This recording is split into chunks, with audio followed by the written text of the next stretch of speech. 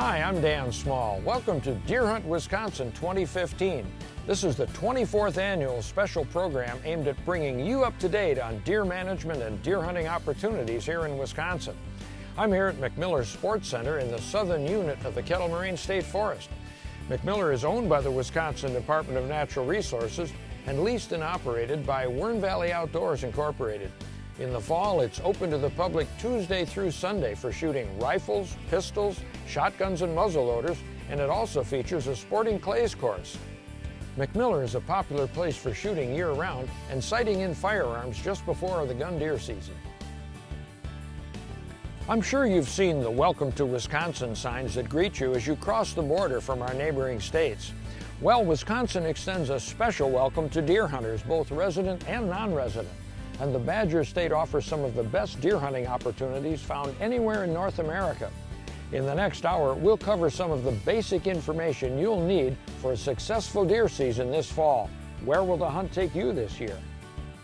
Our goal in this program is to help you understand a few new regulations and provide a forecast that'll help you prepare for the upcoming gun deer season.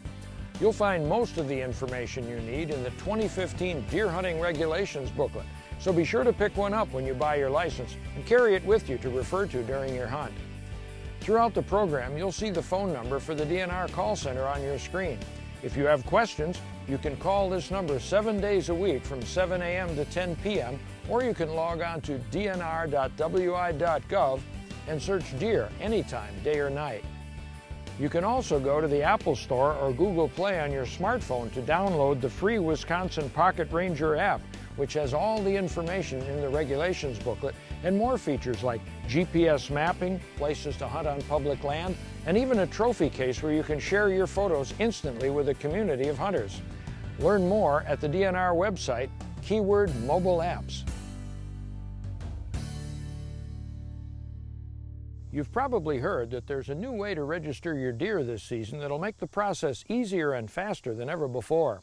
Last fall, the DNR tested electronic registration by offering some Wisconsin deer hunters the opportunity to try the system. We looked at other states around the country to see what they were using for electronic registration. We put together our own system, and before we offered it to all the deer hunters in the state, we threw it out there to about 14,000 hunters, and we allowed them to use electronic registration all of last fall through all of the deer seasons, and overall it worked really well. And then we asked them some questions and we tweaked it a little bit more so that we're ready to go this year. So once your deer is down and tagged, you have three options as to how to proceed. One is you can call it in, simply pick up the telephone and provide the information just like you do when you shot a turkey. The next option is that you can go on the internet, and it takes about 2 minutes. Just go through a quick list of questions and you're done.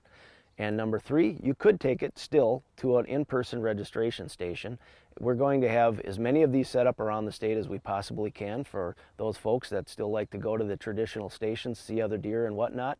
But at that station, it's still going to be an electronic process. So that station is going to provide a computer for the internet or a phone that you can call it in.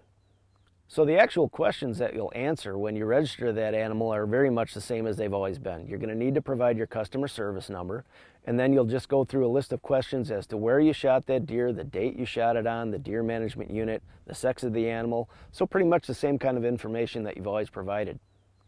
So the final step in the process, once you are completely done registering that animal, you're going to get a 10-digit confirmation number. That confirmation number has to be written on the carcass tag. So instead of getting that old metal tag that you kept with your animal that said, "I have registered my deer," you're now going to keep that carcass tag with the confirmation number written on it. There are only a few requirements that folks need to remember when they're registering their animal. The first one is that registration is still mandatory, as it has been since the 1950s when we first started registering deer in Wisconsin. This is not a choice, and you want to stay within the law. It only takes you a couple of minutes. Get your deer registered. It is mandatory. The second thing that people need to remember is that they now have to register that animal by 5 p.m. the day after it was recovered and tagged. So this is a change to the old rules. During the archery season, you used to have 3 days. And during the gun season, you used to have until the Monday after the close of the season. So that is no longer the case, but the convenience of electronic registration is going to make that a piece of cake. And the third one is that you need to have your deer registered, no matter what method you're using, before you leave the deer management unit or an adjoining deer management unit. You're a serious food plot creator, engineer, I guess you'd say. How'd you get into it? Well, I've been doing it for about 16 years now. I'm a third-generation beef farmer. I've been on the farm here now since actually the farm was built in 1917, so I just kept on the legacy. Your fall plot planting is usually the first week of August, unless you get further up north. I mean, when I get up north, like we're in the northern part of Wisconsin, it's usually right around like Highway 8 up that way, usually right around the 4th of July, just because their growing season is short. You need at least a 40 to 60-day window before a killing frost if you want to get any amount of growth. I plant in spring. I'm not a big spring planter just because of the weed control is so hard. Deer are getting almost anything and everything they want to eat by browsing the grasses and alfalfa fields and bean fields. If you give them mineral, that's all they'll need is mineral. But in the fall time, that's usually when I plant, like I said, for August, because then right about September 15th, which is Wisconsin opening weekend at that time, everything should be pretty much plush and prime right for hunting. With the new recent legislation in many states, especially here in Wisconsin, moving traditional slug gun areas over to rifle areas, I've been asked the question, why should I continue to use my slug gun versus a rifle? My answer is simple. Take the light field ammunition, for example. The technology that goes into this slug basically forces that slug to chamber to your barrel, creating consistent barrel pressures, consistent muzzle velocity, which equals consistent downrange accuracy. You have accuracy all the way out to 150 yards, absolutely no problem. The other thing is you may find yourself in a situation where you're under a little bit heavier cover, which, again, with a slug, you don't have as much deflection as you would on a rifle bullet. So you combine this technology with the new modern day slug guns, you've got a winning combination. You've got better, harder hitting impact, and you enjoy greater success in the field. You know, chronic wasting disease, or CWD, was discovered in Wisconsin back in 2002 in Dane County. And since then, the disease has spread to other parts of the state. Here's Aaron Larson with the DNR's Wildlife Health Team to give us an update on CWD and tell us how sampling will proceed now that we have electronic registration. CWD sampling will still be available with the full implementation of electronic registration. First, a hunter must register their deer using the phone or internet, or at a location that offers one of these options as in-person registration. For the 2015 season, there will be several locations throughout the state for CWD sampling, including in the Southern Farmland Zone, as well as Washburn, Adams, Juneau, Marathon, Portage, and Eau Claire counties around CWD-positive deer locations. Although the DNR is focusing CWD sampling stations in several portions of the state, you can get your deer tested from anywhere. The best way to do that is to contact your local biologist by going to our website at dnr.wi.gov, keyword contact. The hunter will still be asked for kill location information for disease surveillance purposes. So if this fall, if you choose to get your deer tested, you would bring it to a CWD sampling station. The majority of our stations will take the lymph nodes right out of the neck, keeping the carcass intact, allowing you to take the head and the carcass home. At that point, the samples will be brought to our processing center for preparation for testing.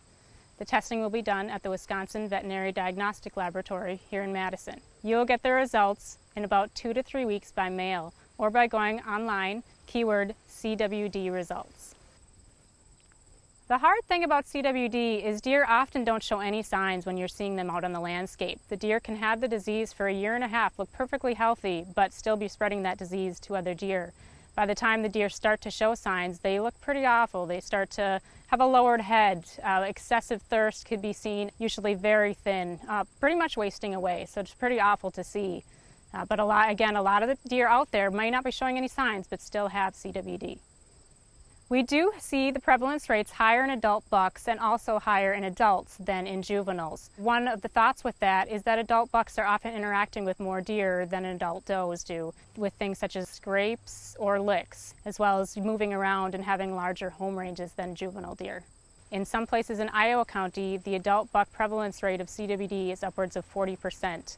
In many other areas of the state, it is much lower than that, but we are seeing the disease move into new areas of the state, including Adams, Juneau, Marathon, and Portage counties.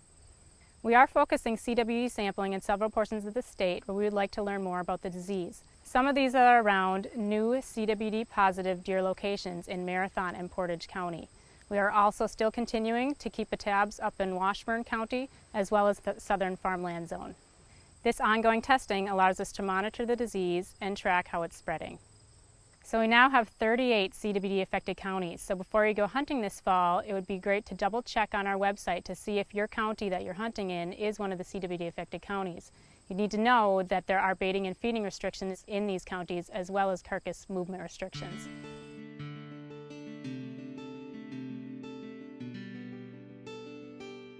The County Deer Advisory Councils have now completed their first year as partners in deer management with the DNR. Each county has a Deer Advisory Council to provide input and recommendations for deer management. Each council is supported by a DNR wildlife biologist, forester, and law enforcement officer. And each council also has representatives from stakeholder groups, including tourism, agriculture, landowners in the Deer Management Assistance Program, transportation, sporting groups, forestry, and urban deer issues. Regardless of which group they represent, many of the council members are also hunters, so they understand hunters' interests. These representatives are asked to gather information from their respective groups about deer management from the group's perspective.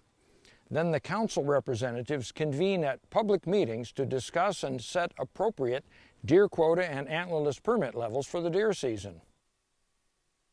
County Deer Advisory Councils were established to provide a way for the public to have direct involvement in deer management, and the DNR hopes that you'll attend council meetings, provide input, or even serve on the council in your county.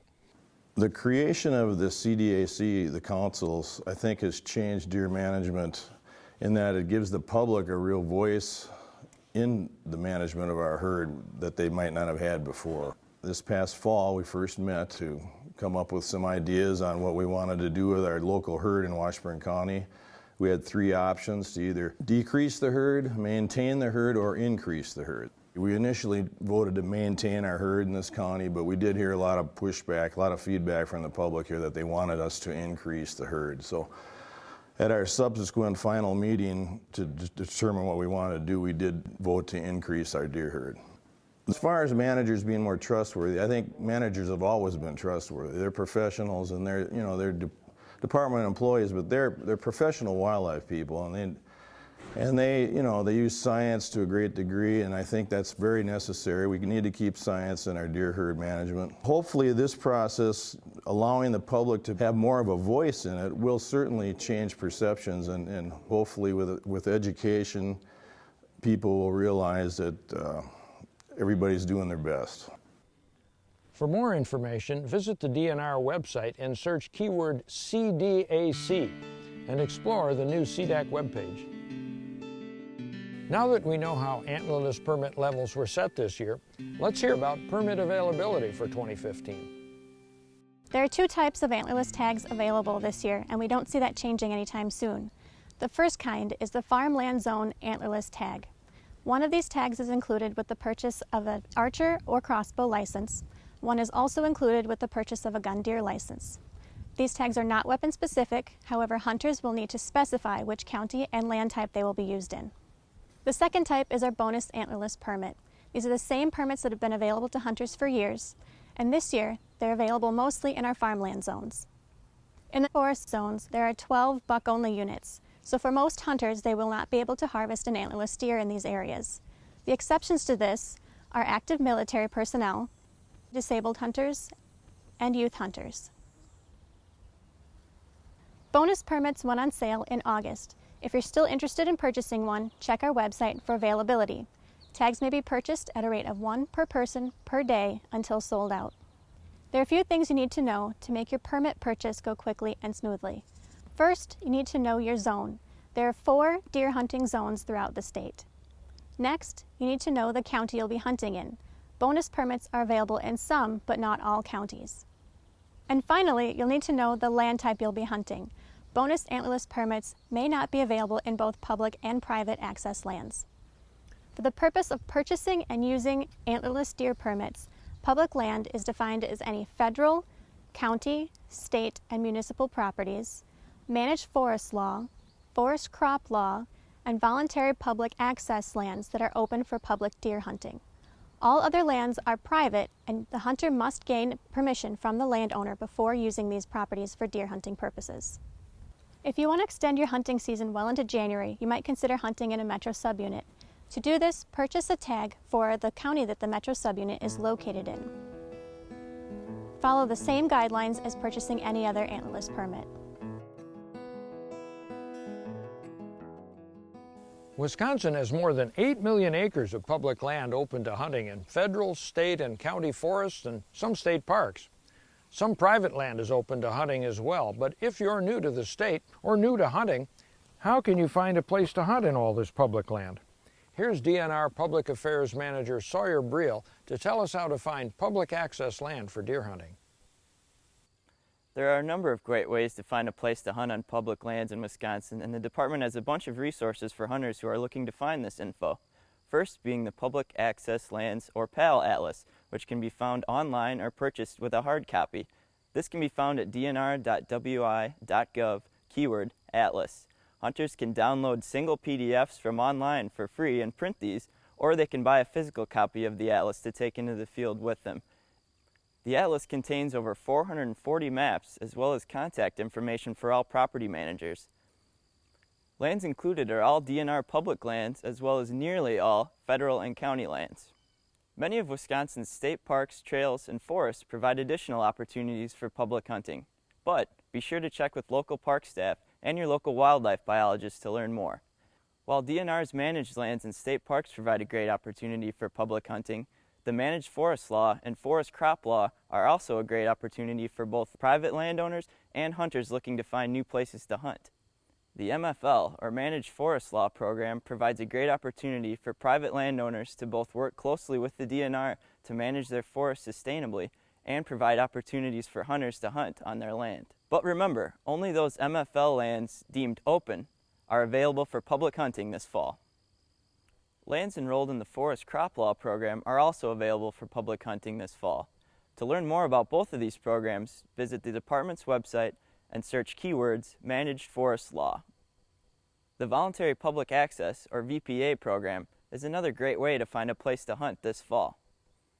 This program offers financial incentives to private landowners who agree to open their land to public hunting. For those looking for opportunities closer to the city, many Dane County parks have agreements for managed archery hunting, as well as rural hunting in some areas around the city. It's never been easier to find a place to hunt in Wisconsin on public land. Remember to contact your local biologist or warden with any questions, and have a safe and successful hunt. Well, you could really sneak up on deer in this thing, couldn't you? Oh yeah. Imagine you've done it. I've had them 15 feet away. More and more hunters are using UTVs these days to get in and out of the deer woods and to haul their gear to and from deer camp. Hi, I'm Lon from Valley Snowmobile and Power Sports. Today we're going to discuss UTVs for hunting. Of course, as you heard, just drove up very quietly.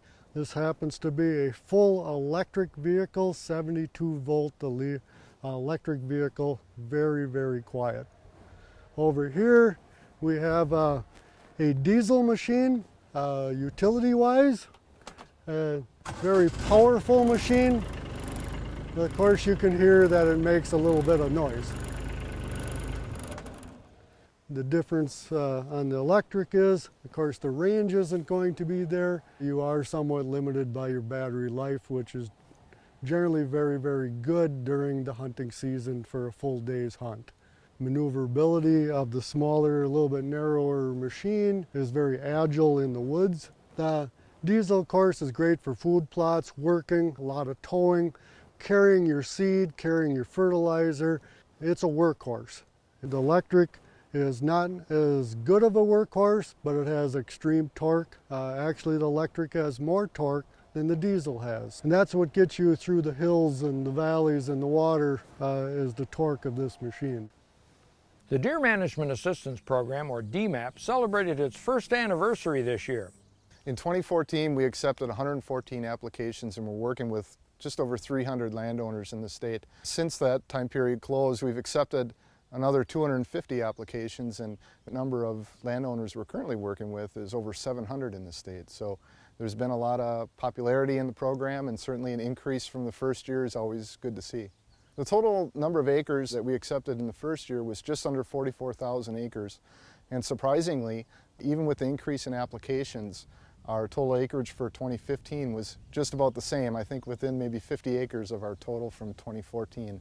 Largely due to the fact that most of the applications we got for 2015 were from smaller landowners. If you recall, our level 1 landowners are 160 acres or less, and that was the biggest increase that we saw in applications this year.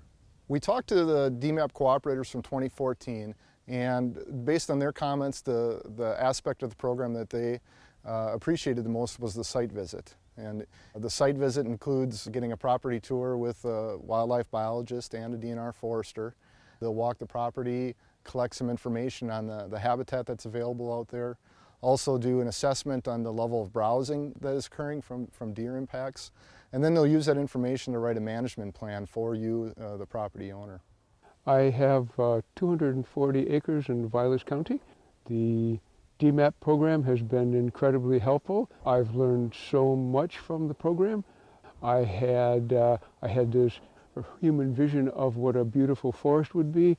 I had this mature stand of trees, oaks, maples, pines that I thought were beautiful. I since realized that a deer lives from approximately this point down. From a deer standpoint, my forest was sterile. Fortunately for me, I enrolled in the DMAP program and I learned how to create shelter, I learned how to create food, I learned how to create an environment for the deer to thrive, and thankfully now my forest is a haven for the deer.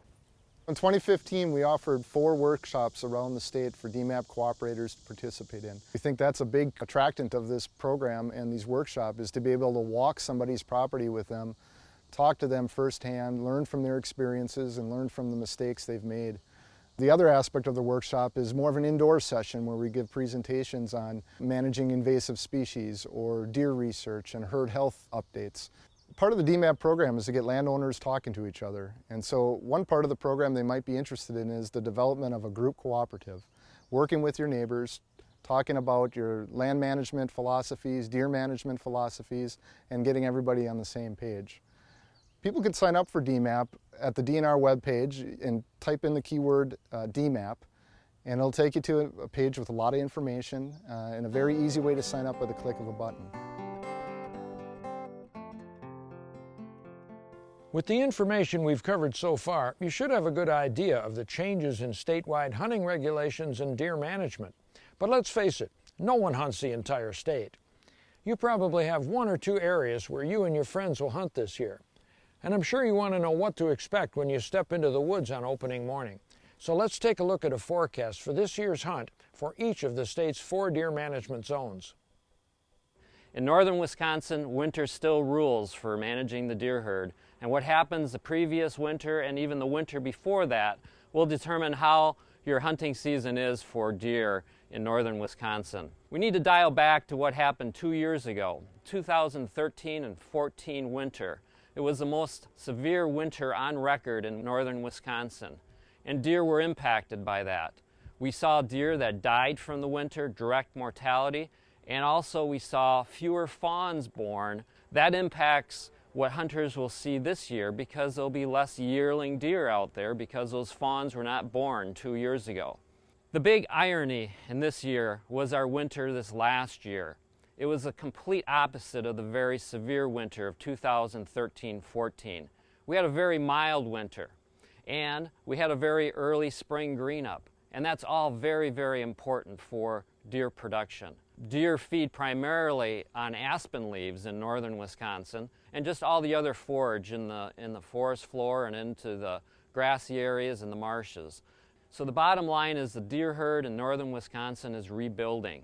In addition to having really good fawn production this year, the bucks that survived this last winter will probably put on very good antler growth. Antler growth in deer is a function of a mild winter, good nutrition, and age.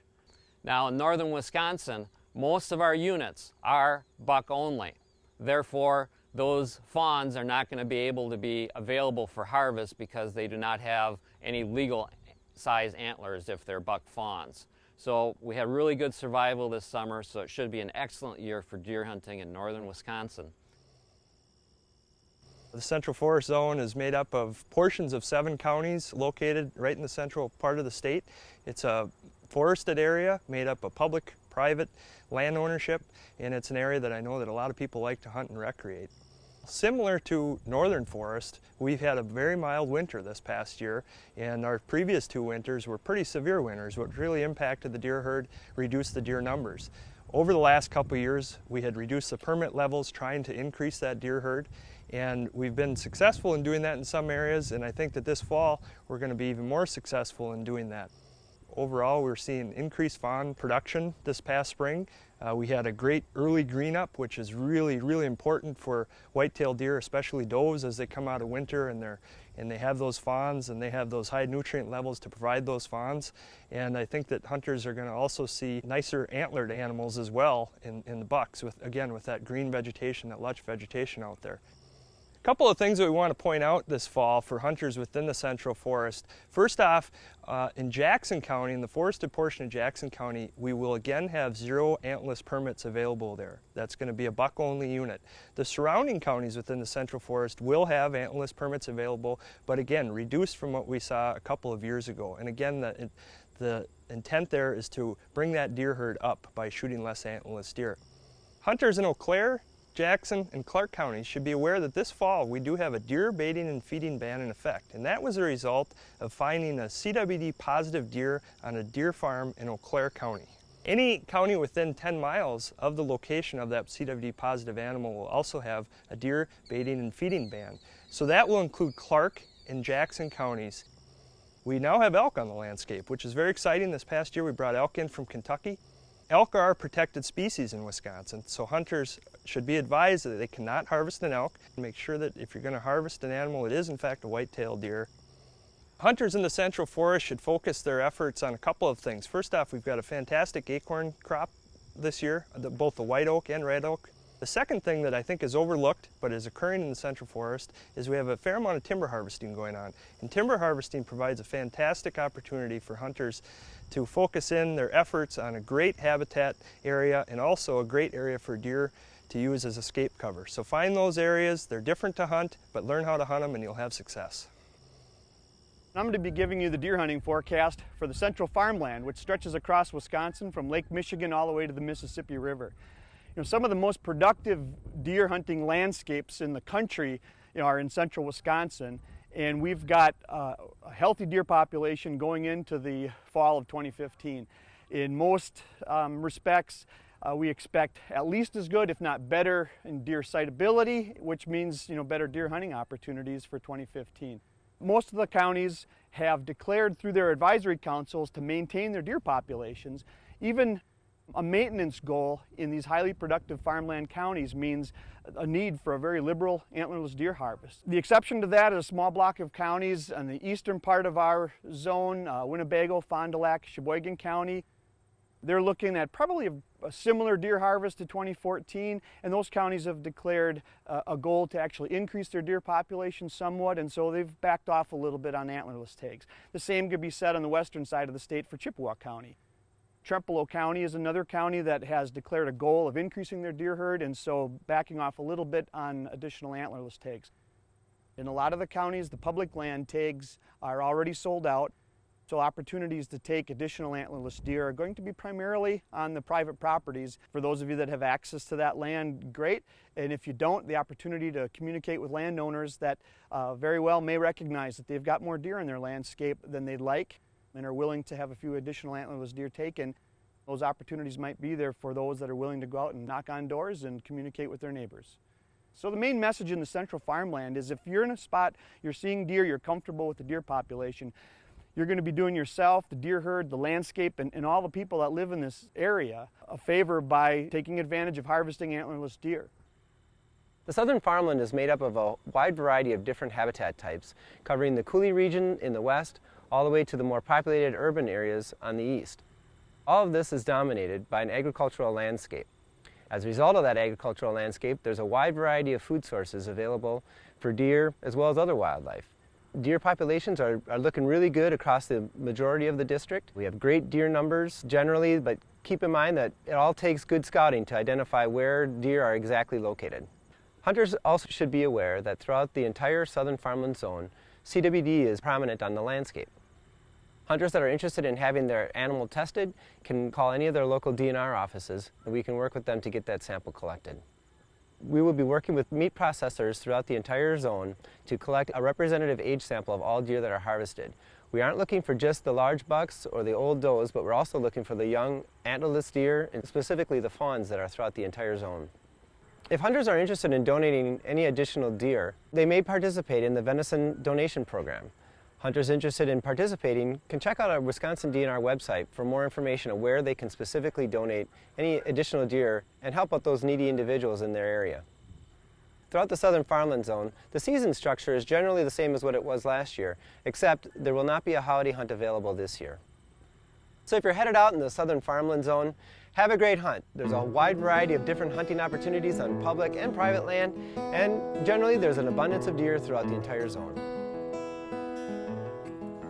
Wisconsin hunters probably know the basics, but they might not know all the specifics of how hunters pay for conservation.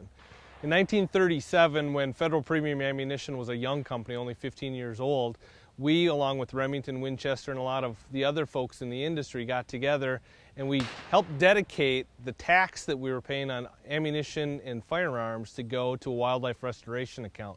Today, that account, 11% on guns and ammo, generates nearly $1 billion a year for wildlife conservation. That money goes out to the states and is used to pay for wildlife areas, hunter education, and all of the things that are the pinnacle of conservation and recreation in the United States. So when you think about the economic impact of hunting, it's direct. We pay those taxes, and those help pay for wildlife agencies. We also pay our license fees as hunters, and that helps fund those wildlife agencies as well. And those $2 are commingled and are protected because of the federal Pittman-Robertson Act. But then there's a lot of other economic impacts that we make as hunters that we sometimes don't do a good job of taking credit for. When you go into the store and you buy your ammunition and you buy your gun, you buy your clothes, you probably buy food. When you're going to your hunting area, you're buying propane for the heater, you're paying for gas to put into your car, you're buying snacks, you're buying groceries. And a lot of times you're buying those things in the places where you hunt, away from the city, in rural places in this country, whether it's Wisconsin, Minnesota, or anywhere in the U.S. And it's that distribution of economic activity to places that aren't doing as well as the suburbs and the cities that really is something that hunters should be proud of. We go out of the city to hunt. We go out of those tame places and get away from tall buildings to hunt. And those are the places in America that economically aren't doing as well. And hunting is one of those stabilizing factors that produces economic activity every year in those rural places. So as you can see, hunting works for Wisconsin. It's no secret that hunter numbers are declining here in Wisconsin and nationwide. As the hunting population ages and some folks give up the sport, fewer new hunters are joining the hunting community. The DNR has several programs aimed at recruiting new hunters. One of these is the Learn to Hunt for Food program, which targets adults who want to know where their food comes from and want to procure some of it themselves. Here to tell us about that program and share a delicious venison recipe is John Motovilov. He's an editor for DNR and a cookbook author. He sure knows his way around the kitchen and the grill. The basics of a marinade, for a deer marinade or anything else, are basically 3 parts acidic liquid to 1 part basic liquid or oil. So here we go. Going to get some wine going here. Now we're also going to hit it with some oil. Now as you notice, this is a very light oil. This is actually a canola oil. So here we've probably got, I don't know, maybe an ounce or 2 of oil just to kind of keep things moist. And we're going to work on some garlic for the marinade here. So we're going to break this apart. I'm going to take a couple of bulbs. These are big bulbs, so we'll probably use about 2. And while I'm talking here, it's probably a good segue to talk a little bit about a new program that we're running at DNR, and it's called Learn to Hunt for Food. This is a program that tries to recruit a new sort of class of hunter. We're just working with a group of people who really haven't had that opportunity to have hunting in their family, but they're interested in hunting. And they're interested in it from the point of view of local food. And of course, for the price of a hunting license and abiding by limits, you can pretty much get all you want. What we're doing is giving these people, you know, the tools to go out and learn how to hunt on their own and get their own food. These are people who have really never had hunting in their background at all. In some sense, we're their hunting family, and we walk them through everything from scouting to basic biology to regulations, and then take them all the way through to a mentored hunt. It's a great time, and it's a really an exciting new development. So here, getting back to our venison, what I'm doing here is, so I put some garlic in. I'm going to put some dried thyme in. That's one of my go-to herbs for just about any game that you hunt. Put it in the marinade. We're going to hit the marinade with a bit of fresh ground black pepper here and some sea salt. I'm not going to go completely hog wild because I'm also going to salt and pepper the meat. We're going to pull here in front of us the very nicely cut venison backstrap, and we're going to salt and pepper that. And then we're going to let this sit in a cool area for, I don't know, an hour or so. And then we're going to put it on the grill and have a really terrific meal. With those venison steaks marinating, we're going to start working on some kebabs here.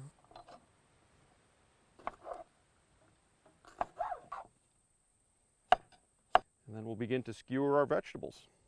Okay, we've got the last skewer threaded here. I'm going to hit it with some olive oil and some salt, and we're going to put it on the grill.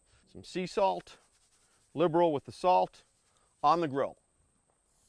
We've got this grill preheated to medium, and we're going to cook these about 5 minutes per side. Now, one thing you really want to bear in mind about venison is that it's very delicate, has no fat, and you want to get it right on the grill, high, marinated, and quick. They've cooked 2 minutes on the first side.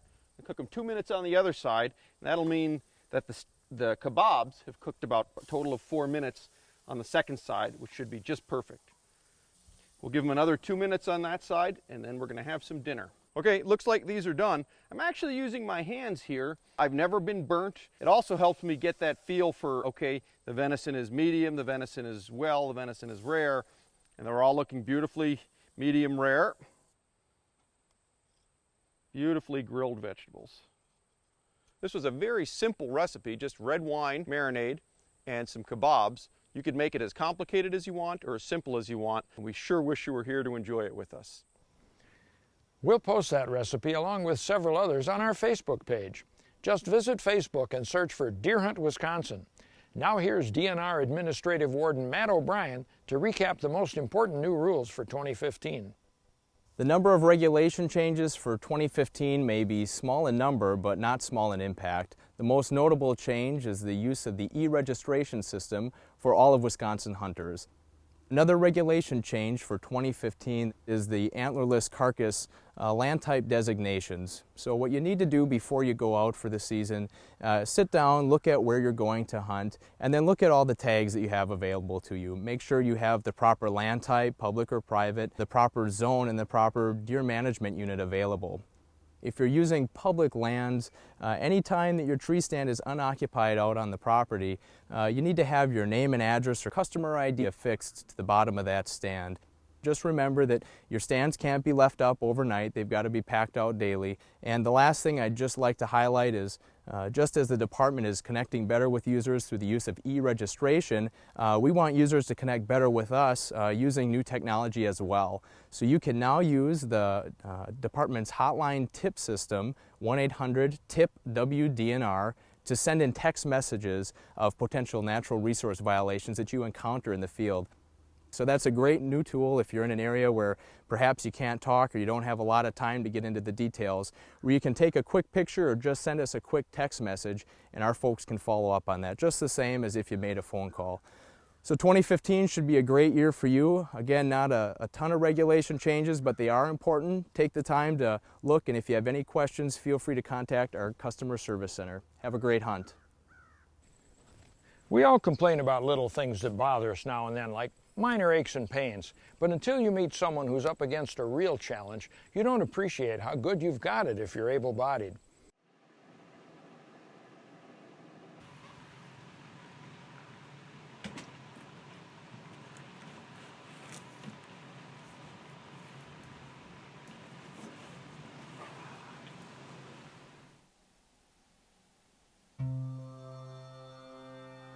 So Scott, what is your story? I was working on the sewer, and I went on a national in West Dallas. It was about 11 in the morning, and the car went through our barricades and hit me going 45 miles an hour, and I passed away at the scene. They took me in the ambulance and I straight lined again at the hospital. And they got me going again, and they put me in a coma for a couple weeks. Came out of it, and it was a rough go. And now I'm hunting here at Sandy Hill. We're sure happy to have you here. Thanks. You got into the deer that you want yet, but we're getting closer. Oh, he's got a lot of mass. He's a beauty deer.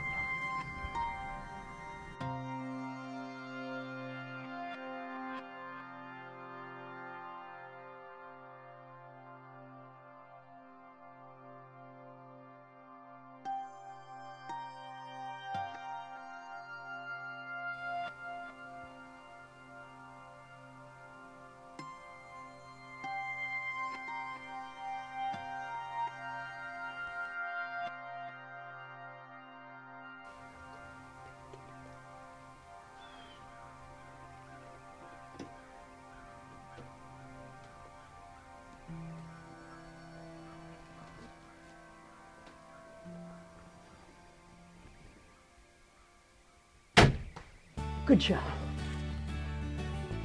Good shot. Good shot. Oh, there he is, down. He's down. He's down. Perfect shot. Oh my God. I'm shaking. I'm shaking.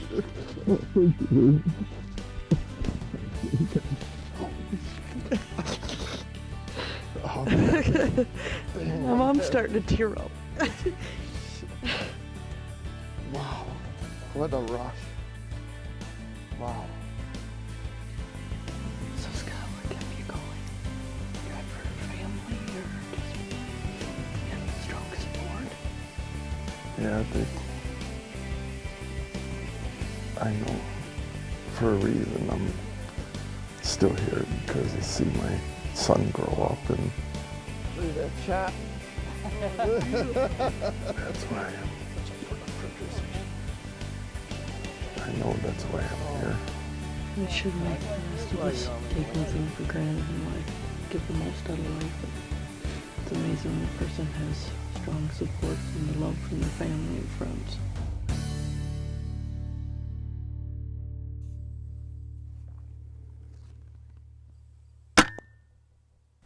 Until recently, only hunters aged 65 or older, or those with certain disabilities, were allowed to hunt deer with a crossbow. But as of last year, crossbows are legal for any hunter to use during any deer season.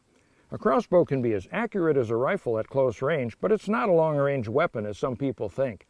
Here's DNR research scientist Jessica Reese-Lohr to tell us how to get a crossbow permit and give us a recap of last year's crossbow season results. The options for getting a crossbow permit in 2015 are the same as in 2014. We have either a specific crossbow license that hunters can purchase, or hunters can purchase their archery license. In addition, they can get a $3 upgrade, which allows them to use their archery equipment in addition to their crossbow equipment. Or people can purchase a conservation patron license, which allows them to use their crossbow and their archery equipment at the same time. If you combine all of these authorizations, the crossbow specific, the archery upgrade, and the conservation patron license, we had about 17% of our deer hunters in 2014 using a crossbow. That number represented about 113,000 deer hunters last year. The demographics for crossbow hunters last year were on average older than archery hunters. Typically they were about 52 years of age, whereas archery hunters were about 38 years of age. Another interesting fact is that of the crossbow specific license holders, 18% were women, which was the highest of all the weapon authority types. In 2014, Wisconsin crossbow hunters harvested about 9% of the total deer harvest. This was about 27,000 deer, and of that total, about 16,000 were bucks. In comparison, Wisconsin archers took 18% of the total deer harvest. That's about 55,000 deer, and of that total, 30,000 were bucks. The success rate for crossbow hunters that harvested at least one deer in 2014 was 30%. In comparison, archery hunters that harvested at least one deer had an overall success rate of 23%. Whether you hunt deer with a crossbow, vertical bow, firearm, or muzzleloader, safety should always be foremost in your mind. Here's DNR Chief Warden Todd Schaller with advice on safety and a message for all deer hunters. We've had a great tradition in Wisconsin. We've had several fatality-free seasons, and that's really about our hunters knowing and following those 4 rules of firearm safety. Treat every firearm as if it's loaded. Always point your muzzle in the safe direction. Be sure of your target and what lies beyond, and keep your finger off the trigger until you're ready or safe to fire. Another key part is tree stand safety, and some key things with that are whenever you're going up and down your stand, to make sure you maintain 3 points of contact. So that's 2 feet in one hand, 2 hands in one foot. Always wear a harness and be strapped to your tree. Full body harness is the best technique. Another role of the conservation warden is to make sure you know and follow the rules. We're there to provide assistance. In some cases, we're going to ask some questions, and we may come across a violation, but we try to analyze why the violation occurred, and if appropriate, we may issue a citation, but that's really not our goal.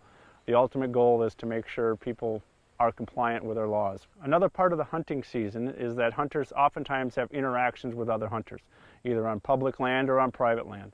And there's really no reason to get involved in a conflict. If you come across a violation, call the DNR hotline and let us respond to it. If it's involving a trespass situation, call the Sheriff's Department and they'll respond.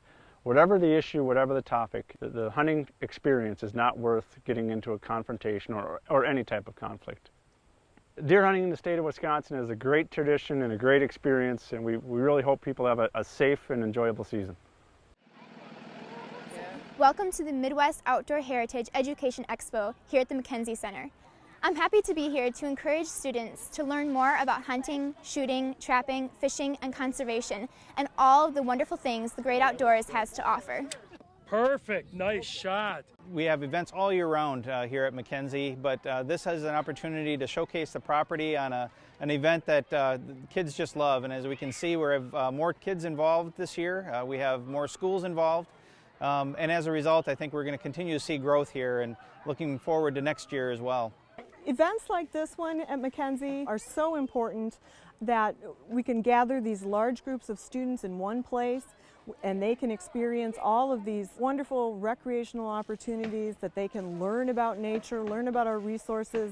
Oh, that's cool! We have an aquarium to the back of us that we have collected fish from Lake Wisconsin so that the kids can come and see fish kind of as close to their natural environment as we can get it. You get a chance to get these kids in the outdoors, it's just a blast, and that's what puts dreams in their hearts and keeps them in the outdoors instead of what's on the streets. I really enjoy the shooting. It takes a lot of work, but it's also really fun when you get the hang of it. Who would have thought just 20 short years ago that we'd have events like this going on in the state of Wisconsin? We'd have over 100 public school systems now offering shooting sports as part of their athletic curriculum. To be able to stay in one spot and have the kids and the buses and the schools come to us, it shows that the interest that they have in learning more and teaching the kids about the outdoors. We'd like to have more kids involved to take over the mission that we work so hard to achieve in wetlands and waterfowl conservation. By focusing and teaching these kids about the importance of wetlands, maybe they'll pick up the torch and carry on for those of us and for their kids down the line. This outdoor expo is really a great opportunity for us to reach so many kids in one day. It's been a lot of fun. The kids have been holding their attention. They're doing a lot of fun activities. They get to participating. There's sort of an adage that says if you're not part of the solution, you're part of the problem. At Safari Club, we want to be part of the solution. We want to help bring these kids to this event, but you can help with that also. You can be part of the solution. Fund these programs, help these kids, expose them to what we know and what we love, because you're in a position to change a life forever. One of my favorite parts of the show every year is a chance to talk with DNR Secretary Kathy Steppen. She's joining us again this year. Kathy, there have been so many changes in the last few years that hunters have seen. We've got e-registration, a new antlerless tag program, and efforts to bring the public more into active involvement with deer management. What's your message for deer hunters this year? Well, the biggest thing I want to portray is just a sincere thank you for all the involvement from hundreds, actually thousands of people across the state who really participated in all the different opportunities that they had to give us what is their expectations, what are the things that keep them going year after year. So I'm just so appreciative of all the different ideas that came from across the state and that we were able to culminate so many of those into some of the changes that you just noted. It's a slow process, you know, things never happen overnight in this business, as you know. I feel really strongly that people feel heard, that their concerns are being validated, and that they're going to be a part of the solutions moving forward. Now, you were successful in your first 3 years of deer hunting, and you came to deer hunting as an adult. So you've got some experience with the mentoring process. What's your take on our mentored hunting system? Oh, it's a fantastic program because for me, I was just very uncertain. Frankly, I wasn't sure if I would actually be able to pull the trigger in that moment. But I will tell you, having a mentor there who makes you feel secure about how it is that you're handling your firearm, which is important for safety, knowing what's beyond your target, etc., all those different safety things that are so important. And then to be there to share with you in that moment, if you're fortunate enough to have that, I can't describe it. There's just nothing like the hum and the buzz that comes over you. To me, one of the most precious things about hunting in general is the time to just be still and be quiet and enjoy the abundance of Wisconsin's outdoors and the amazing resources that we've got. And to be able to have that opportunity to just sit and be quiet and reflect on your life is an extraordinary gift. Now, the fastest growing segment in the hunting population is women and girls. Yeah. And we're seeing that just really taking off here in Wisconsin. When the women come along now on these experiences, it becomes a family tradition. So instead of the ladies sitting back home waiting for, you know, their husbands or boyfriends to get back from deer camp, it really becomes much more of a look forward to a family gathering. So again, the benefits are just even too numerous to mention in your show. Are you hunting again this year? Absolutely, can't keep me away. And you know, it's just, for me, it's just become something again to look forward to. We just got so much that we're gearing up for. We're excited to be talking with our public, finding out how can we continue to fine tune our processes. The best partners we have in conservation is our hunting public. And they know what's happening under their deer stand in their back 40, wherever it is that they're participating. We need to keep hearing from all of them so that we can continue to be better and better at how we manage deer in Wisconsin.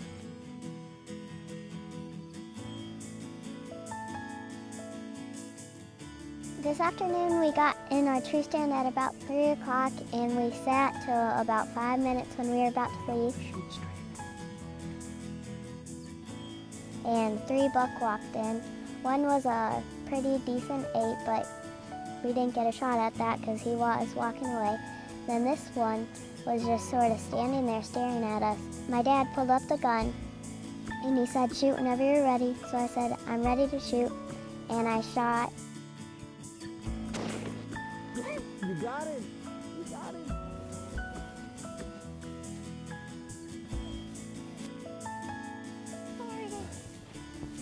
There he is. Awesome. 1, 2, 3, 6, 7. Do I count this last one? Well, I would have been a perfect little 8-pointer, but if you want to call him 7.5, I think that would count. Congratulations on your first deer hunt here. This is an amazing deer, and we talked all week long, all the time that you spent out there, as patient as you were, and waited opening day almost the whole entire day, and we only saw 1 deer that we could have shot at and just didn't get an opportunity, and then didn't see anything that night, and saw 2 last night, and then all that time you spent in the stand, and we kept talking about being patient, and something will happen, and something will happen good, and you sure did a great job waiting, and this guy finally showed up kind of with 1 other buck, It was pretty fun to have your brother in the tree stand with too, because you've been part of his hunt and his older sister's hunt and your other older sister's hunt, and each one of you lucky enough to shoot a buck on your first deer. Brooklyn's was a little bit tinier than everybody else's, but Nolan got a pretty nice 8-pointer, and this one would have been an 8-pointer as well. He had a little bit broken off on that piece, and then your sister shot that 6-pointer, and it's just wonderful that we've got an opportunity to be out together and enjoy this time.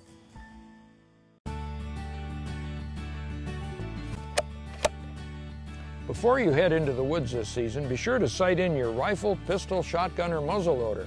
You can do that with help from a pro here at McMiller's Sports Center. This is a DNR-owned facility leased and operated by Wern Valley Outdoors Incorporated. In the fall, McMiller is open Tuesday through Sunday from 9 a.m. to 5 p.m. For directions, visit McMillerSportsCenter.com. Many sportsmen's clubs and shooting ranges are also open to the public, and some hold sight-in clinics prior to deer season. For a list of public ranges, visit dnr.wi.gov, keyword shooting range. Most of the information we've covered in this show is summarized in the Deer Regulations pamphlet. It's also available online at dnr.wi.gov, keyword deer. And if you still have questions, you can get them answered in English, Spanish, or Hmong 7 days a week from 7 a.m. to 10 p.m. by calling 888-WDNR-INFO or via an online chat at dnr.wi.gov/chat. I'm Dan Small. On behalf of our crew and the Wisconsin DNR, we wish you a safe and successful deer season. And be sure to join us again next year for another episode of Deer Hunt Wisconsin.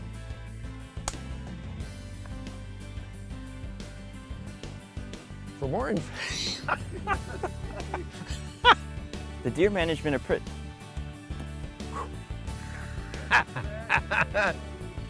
How many deer you saw that day, kind of some of the same stuff. I got a bug crawling up my face and it's throwing me out of whack.